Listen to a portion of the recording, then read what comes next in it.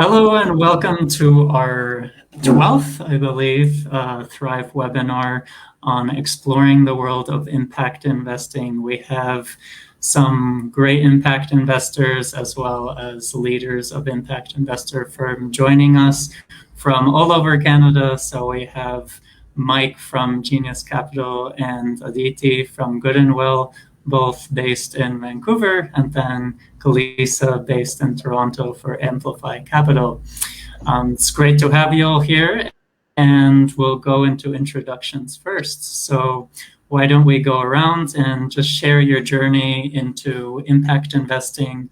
And also we had from Jaime, he was curious, he's based in Toronto, he wanted to know what are the impact themes that you're most excited about?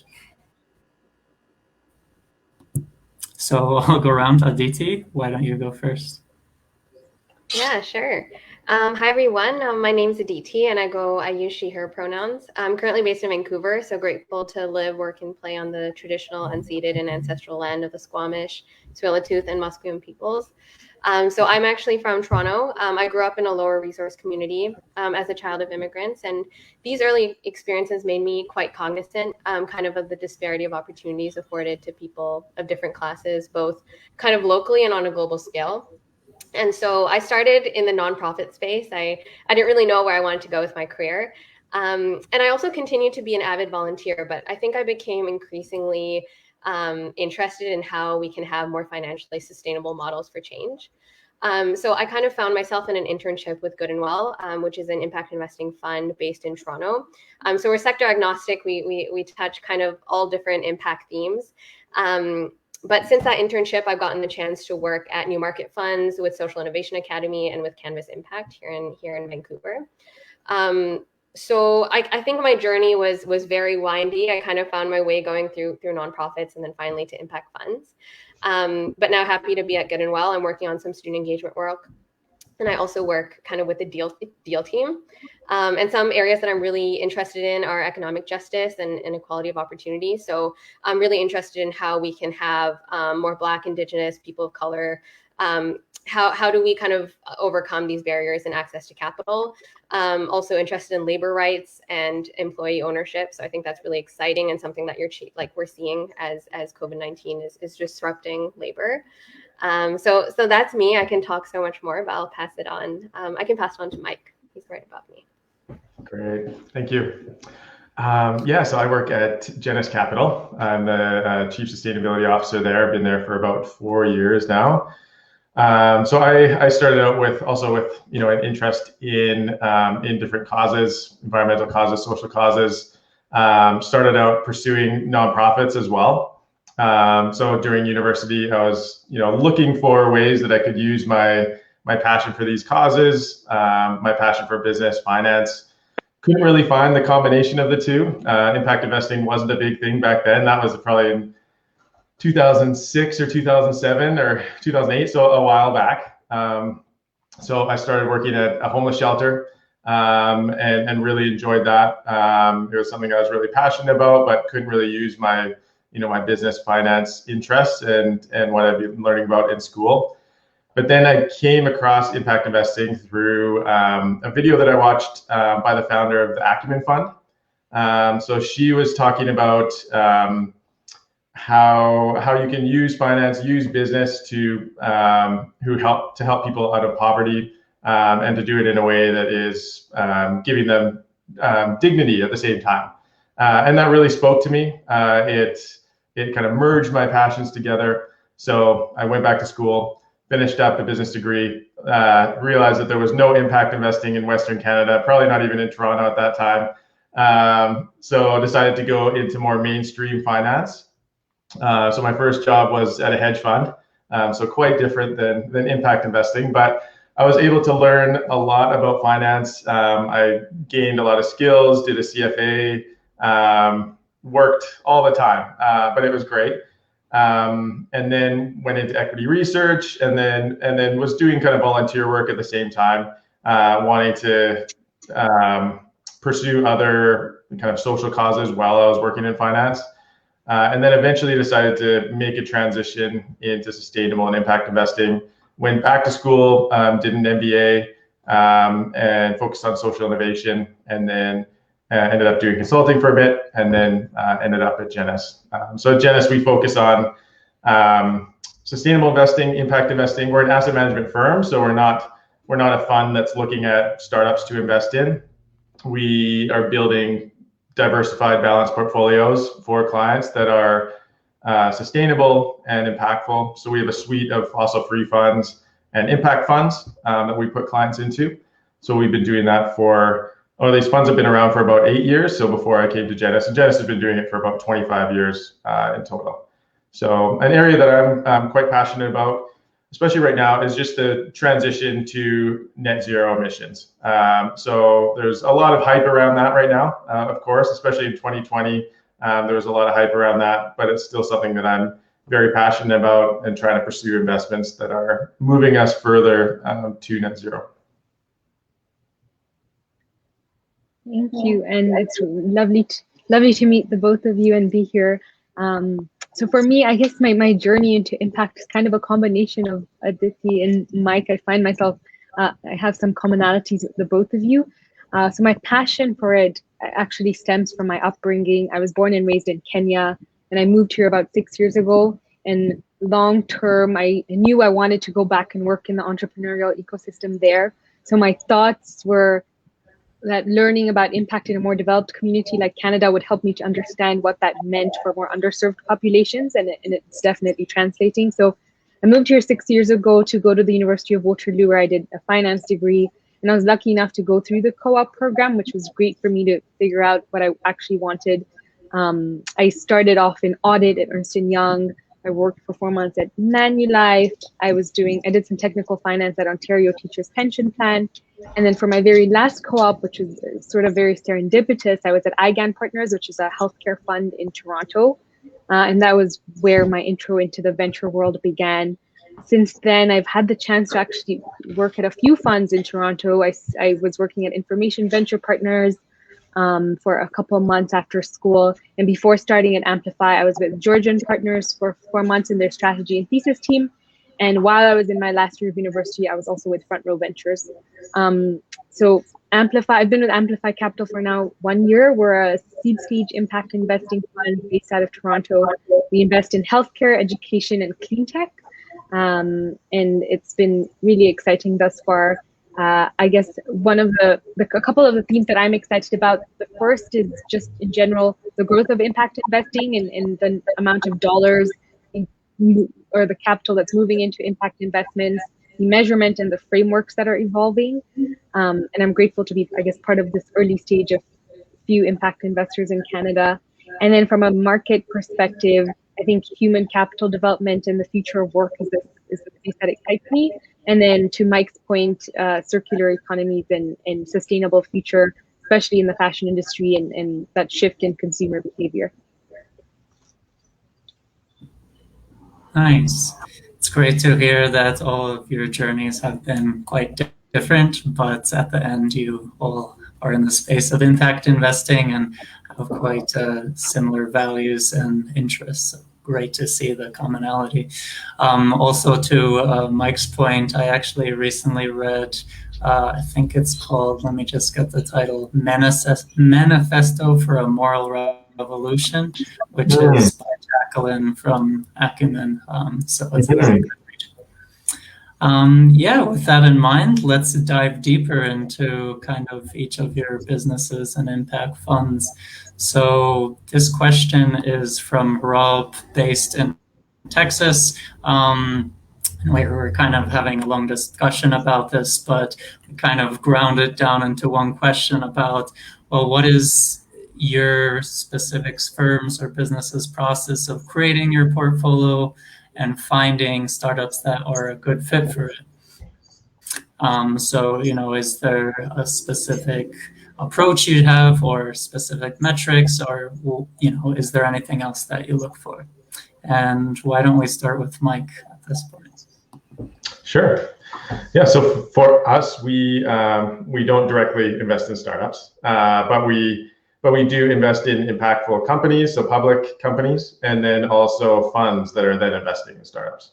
So when we're looking at public equities, we're a quantitative firm, so it's quite different from a lot of venture capital type funds. But so we have a list of about 200 to 250 most impactful public equities that we can find worldwide, and we have different data providers that help us to combine that 250.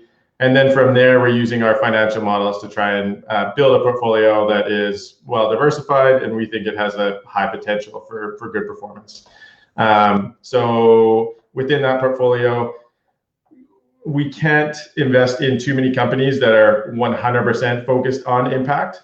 So there are some renewable energy companies that are 100% focused on impact. You could argue that some healthcare companies are, and there's others as well. But a lot of them will just have business lines that might be focused on impact. So we look at the percentage of revenue that a company is making that is coming from impactful activities that are then contributing towards a UN Sustainable Development Goal.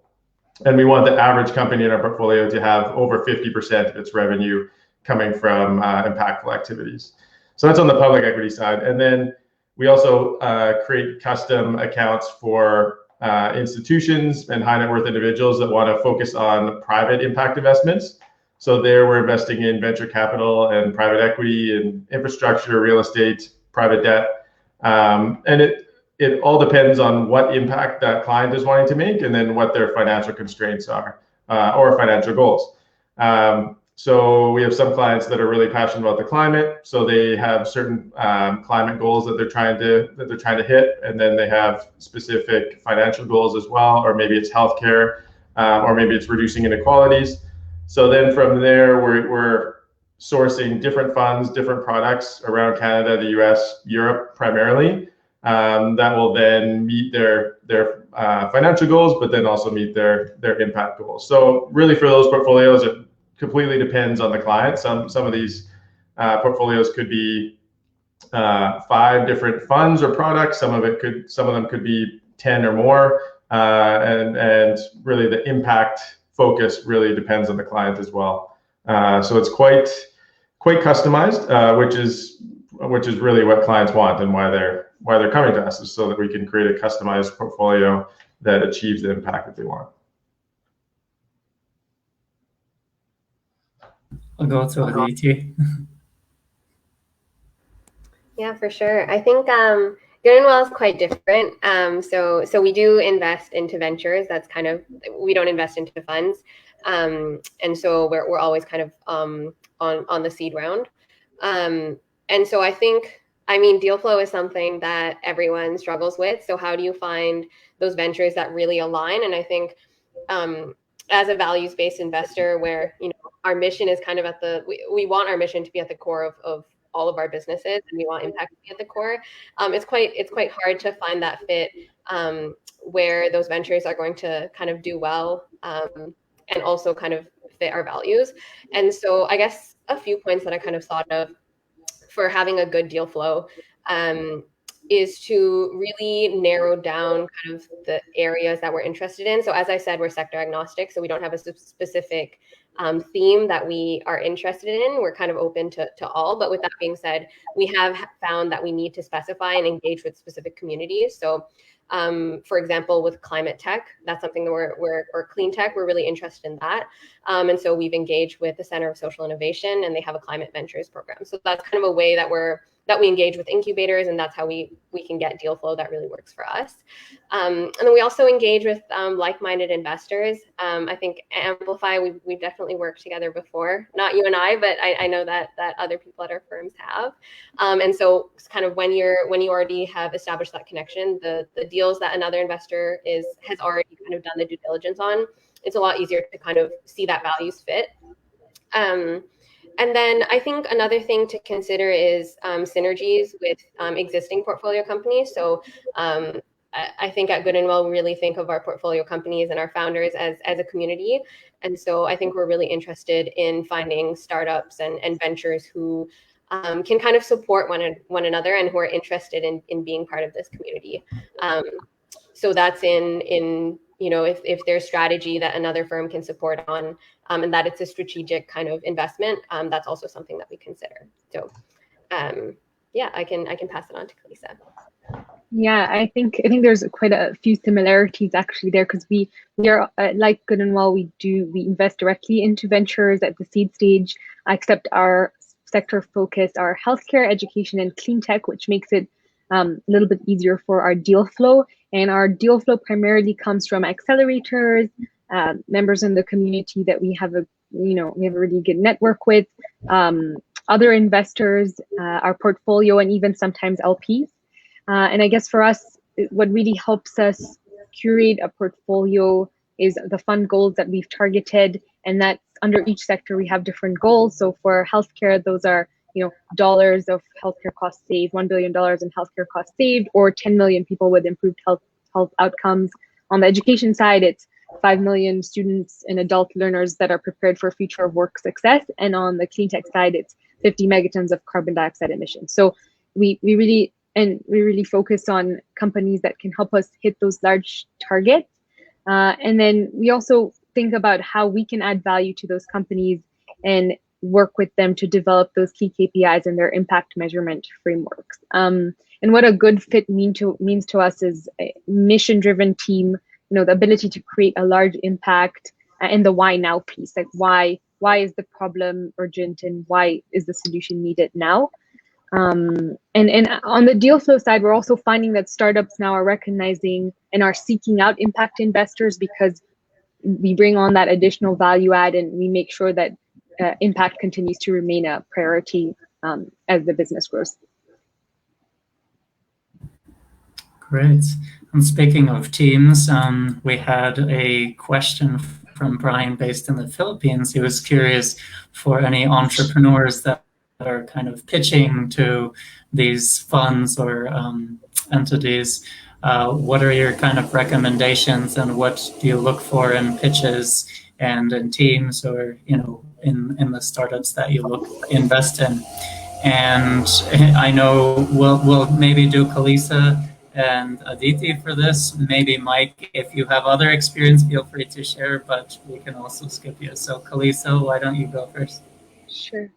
Sure. And I have a couple of things, or three things. I guess the first, or number one, is a mission-driven founder and a team. So a story that resonates with us, and that the founder is passionate about the problem, they're tied to the impact outcomes, and they actually care about affecting the community at large. We also care about how coachable they are. And then the second piece is technology. We want to make sure that it's sound and that it's scalable, and there's a potential for it to reach underserved populations, but at the same time, be profitable and address a certain urgent need. And the last, which is actually my favorite, is looking at a multi-stakeholder effect. So how does this business affect and stick with several stakeholders? And it has two effects. The first is that it makes the product more sticky because so many people are relying on it. And the second is that, I guess, traditional investing has the risk return profile, but in addition to risk and return, as impact investors, we seek out impact. But what we found is that what that multi-stakeholder effect does is that it lowers that risk profile at the same time maintaining the returns profile. So those are just three things. I could go on, but I'll pass it on to Aditi to add to that. Yeah, for sure. I think something I really liked from your last answer was kind of when you were talking about why is this important now? And I think, I guess a word that reminds me of, some jargon that we throw around a lot, is the idea of intentionality. And I think that's really important in what we look for in entrepreneurs. So I guess I'll give context to intentionality. So I think when we're looking for an entrepreneur in a really strong venture, that venture should be making an impact as kind of that should be the direct goal of their work. I think that there is a lot of kind of businesses that exist that have impact that's kind of on the side that just happens concurrently with their business. But I think what's really core to us as a values-driven investor is that intentionality, to really see that the entrepreneur has put thought into putting their impact first. And I think that's important to us because as the venture continues to grow, there's financial obligations. There's so many hurdles that'll come in the way. And if you find an entrepreneur who's really intentional about kind of their mission and their values, you'll know that that will never be sacrificed, that they'll always hold on to that. Whereas if it's just kind of on the side, it could kind of be sacrificed for other things. So kind of that's the intentionality piece. And then again, I think that story is so important. So it's really important to see founders who are really authentic. So someone who has a really personal connection to the product that they're making, because that means that they've had personal experiences, and through those stories, they've been able to find like a product or a service that really works, that really fits the market's needs. And I think that's so important. And then finally, another point, I think something at Good and Well that we're really excited about is whenever we meet an entrepreneur with a really interesting and exciting background, because I think when entrepreneurs have a variety of experiences, it makes their leadership potential just so much richer, and they can just bring so much more because they've shown evidence of being able to adapt to so many different circumstances. So again, could go on for so long, but I'll kind of leave it at that. Mike, did you want to add to any of that, or you want to pass on this one? It's up to you. Yeah, well, I think those are excellent answers. One thing that we look for in funds that beyond what was mentioned, that I think also applies to individual companies, is just finding out what the company or the fund's edge is. So what makes them special or different than everyone else? In so many cases, funds that come to us, there'll be 20 other funds that look the exact same that will be coming to us that might even have the same deal flow. So what is different about your fund than these other funds, and why should we invest? And I think same goes for startups. For so many startups, there are many companies doing the same thing. And so what makes you different? How do you have a competitive advantage over these other startups? Is it networking effects or economies of scale, or some incredible branding? I think having a lot of impact is amazing, and is the number one thing that you need to have if you want to be selected by an impact investor. But then if you want to have a sustainable business that's going to continue to make that impact over years, it needs to be a business that has this competitive advantage, and is going to be profitable over the long run. Great. And we did actually have a comment from Yash. Maybe to add to that very briefly, what are maybe one or two like common deal breakers you find from kind of startups when you're doing your due diligence? So, is there maybe one or two that stick out?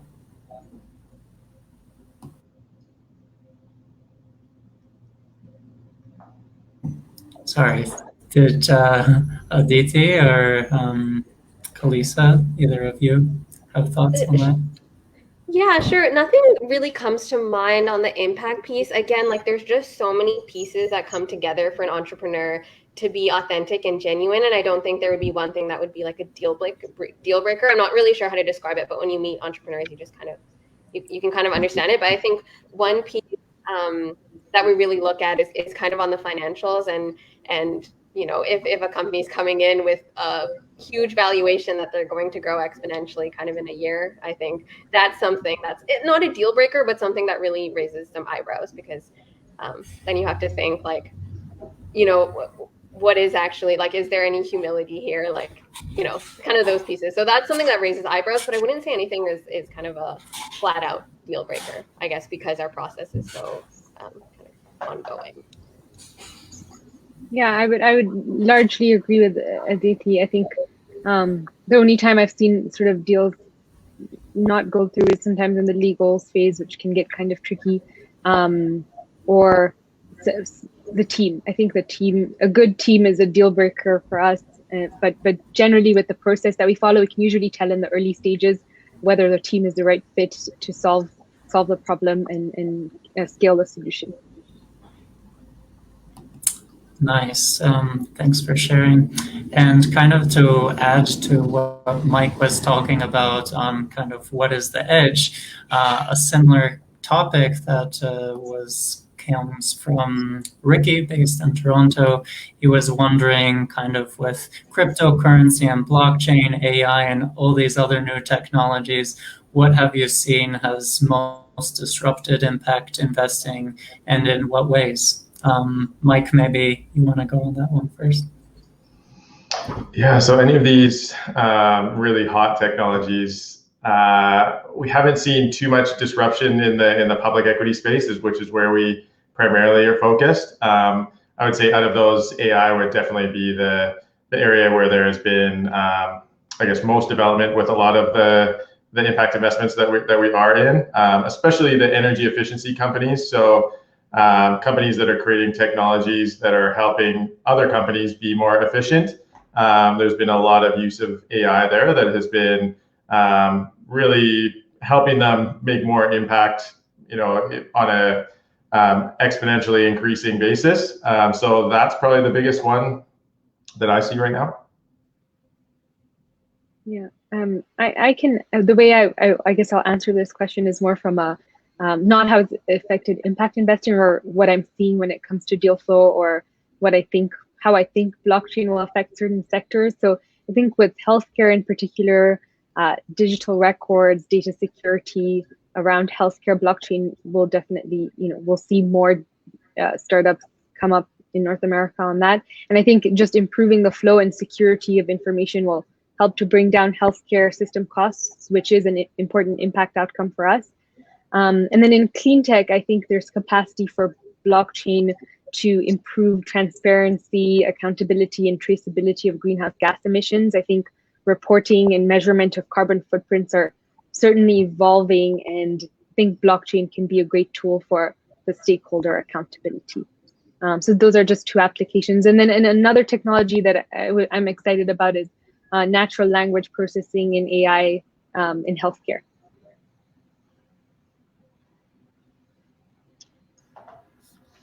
Yeah, I mean, everyone kind of went over the pieces that I was going to say. I mean, frankly, we don't see too many crypto deals coming in. Like, it's not something that happens quite often. It's important. We keep track of it, but not really kind of in the ticket sizes that we're dealing with.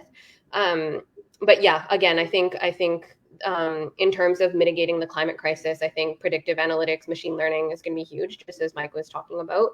And I think, yeah, there's this phrase about, you can't change what you don't know. And so there's that measurement. And I think people are going beyond that with machine learning to make sure that we can analyze and also predict the future. So that's one piece that we're keeping track of at Good and Well. Awesome.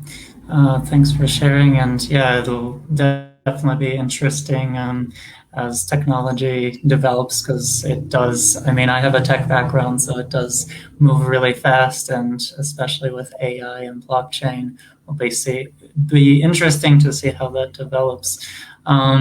Going to our last question, and we might be going over the 30-minute mark, so just let me know in the private chat if you have to leave early. But as Aditi was mentioning at the beginning, kind of her experience with internships going into impact investing. So we had a question from, I'm not sure how to pronounce his name exactly, but I believe it's Bharat. And he's, I believe, based in Vancouver and BC. So he was wondering, what tips do you have for students and young professionals that are interested in working in impact investing? And I'll actually give it to Aditi first, because I know you talked about internships. Yeah, no, and I think I'm the newest in this space. I just graduated in 2021, so definitely have a bit to think about in this space. So I think something that's been really useful for me is Canada's huge, but it's also small. Our impact investing network.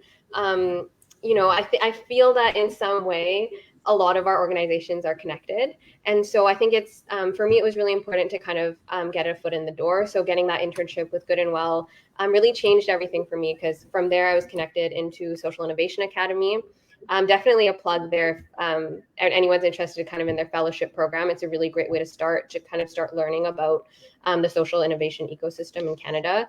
And for folks outside of Canada, I'm not too sure, but I'm sure there might be some kind of those youth development programs or clubs at universities. So I would definitely start with kind of those fellowship, mentorship, just learning, coming to these sessions. I think you're already doing the first step, which is awesome.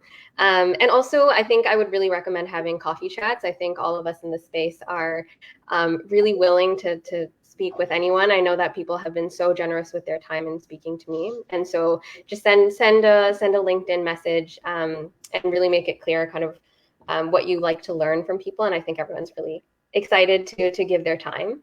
And also, I guess just one more thing, I came from a non-traditional background. So I studied kind of a mix of econ, political science. And so kind of don't be too worried if you haven't come from a finance background, because, you know, I was kind of worried about that. But I think as I'm learning those finance skills, I find that something I can contribute is this intersectional lens and the systems thinking that I learned through my degree.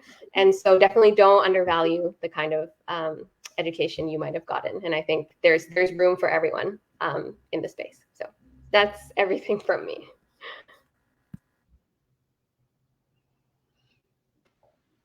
I can go next. Happy. Oh, sorry. Okay. Yeah. No, go for it. Okay. Yeah, I agree. I think the number one tip, in my opinion, is to start getting involved. As Aditi said, I think that there are so many programs right now, so many internships available right now, that you really have a lot of opportunity to get involved, and that's how you're going to learn, is just getting that experience, talking to industry professionals, getting into different companies. I think that's the best way to learn. Another tip I would have is to if you don't have those opportunities wherever you are, as I didn't, you know, a long time ago, I would say focus on developing a skill that then could later be applied to the sector, because it's growing so fast. And if you don't have something going on in your particular area right now, chances are in the next few years there is going to be something. So if you can come into those opportunities with a skill in finance or technology or whatever it might be, then I think that you're going to be able to provide even more value. Yeah, and I would echo both Mike's and Aditi's thoughts. The good thing is that this market or impact investing is growing, and there's so many opportunities arising. So there is room for many players. But I also wanted to add that it's not just limited to venture capital, but extends to ESG and data collection and reporting. So I think getting involved in those aspects can really drive impact investing in different ways indirectly. So those are things to think about. And then, you know, following the market, being genuinely interested, having authenticity when you do reach out to people to network. And I'd always say quality over quantity when you do decide to network, follow up. And yes, everybody is very open to chatting, and all the experiences I've had have been great so far. So happy to chat to anybody about impact investing outside of this as well.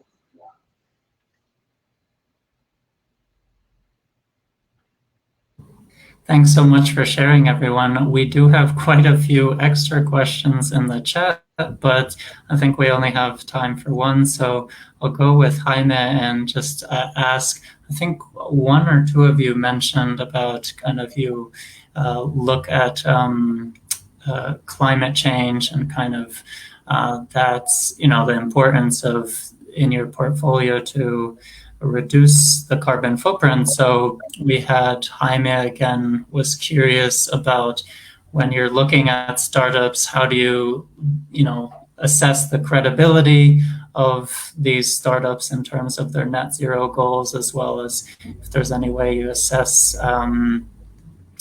their kind of metrics of their impact in that regards. I'll go with, I think it was Kalisa that you mentioned that, right?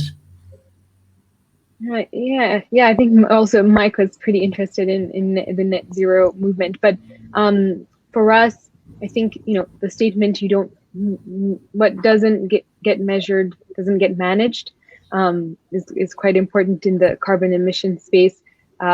We really look at, I guess, you know, when it comes to credibility, is how is the technology going to reduce carbon emissions, and how will we measure that? Because that piece is important. And then thoughts on, yeah, Mike, I don't know if you want to add to that. I'll give it some more thought. Sure. Yeah, I think for us, focusing on large public companies, it's often more difficult because it's not their primary focus, and so many large public companies are just jumping on the bandwagon and saying that they have a net zero goal for 2050 or 2030 even, but they don't necessarily have anything in place to get there. So assessing the credibility is extremely important.